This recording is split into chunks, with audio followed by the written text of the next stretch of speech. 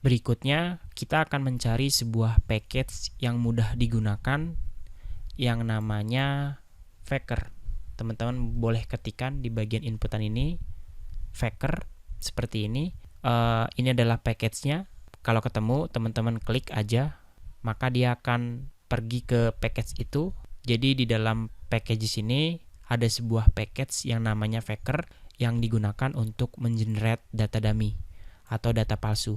Terkadang kalau kita membuat sebuah website, pada saat merancangnya, kan kita belum tahu nih kontennya seperti apa. Tentu Faker ini bisa kita gunakan untuk membuat data dummy-nya.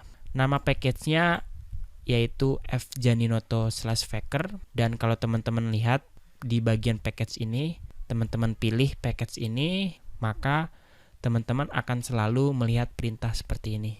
Composer require fjaninoto/faker. Baris perintah ini yang harus kalian tuliskan di terminal untuk mendownload package ini.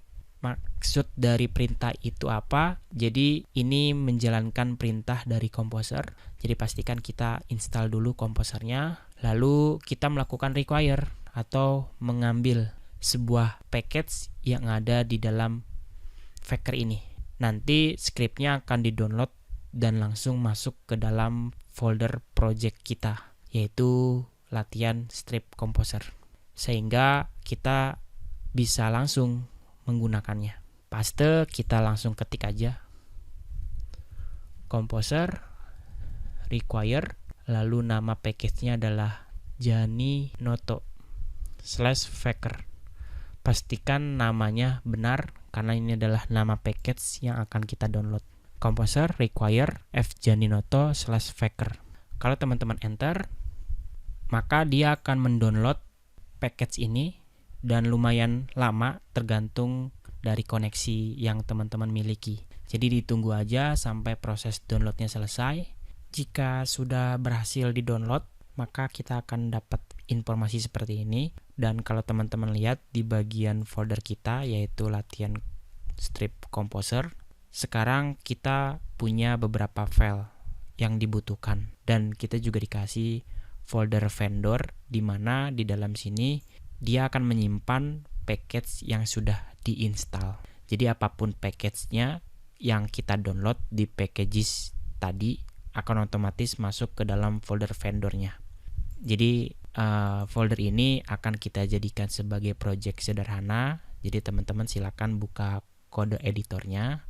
Saya gunakan Sublime Text, lalu kita arahkan folder project ini ke dalam Sublime Text-nya. Dan kalau teman-teman lihat di bagian composer.json, ini adalah file yang otomatis di-download. Nah, file ini tugasnya untuk mengatur package mana yang akan kita kelola. Pada kasus ini adalah si Faker ini, dia versinya versi 1-7, dan sekali lagi folder vendor ini adalah tempat package yang sudah kita download, dan dia akan tersimpan di dalam folder ini.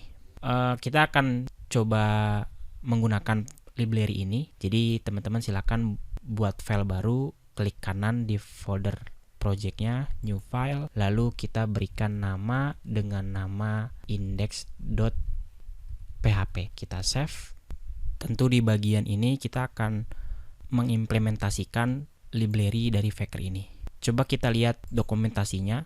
Kita balik lagi ke bagian packages ini. Kalau teman-teman scroll ke bawah, biasanya package yang bagus itu pasti dokumentasinya lengkap dan jelas. Kalau teman-teman lihat di bagian kanan, itu ada informasi tentang si pembuatnya. Lalu ada info berapa orang yang sudah mendownloadnya, sekitar 41 juta orang yang sudah menginstalnya, dan sekitar 2.800 package yang bergantung pada package ini. Jadi package ini saling ketergantungannya hampir 2.000.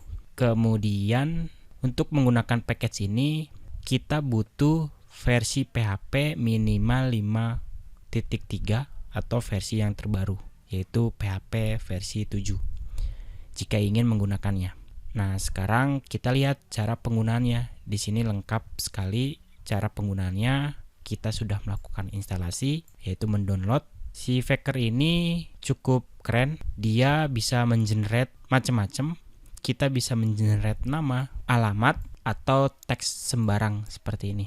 Tentu penggunaannya kita harus meload atau melakukan require ke dalam file autoload-nya yang berada pada folder vendor.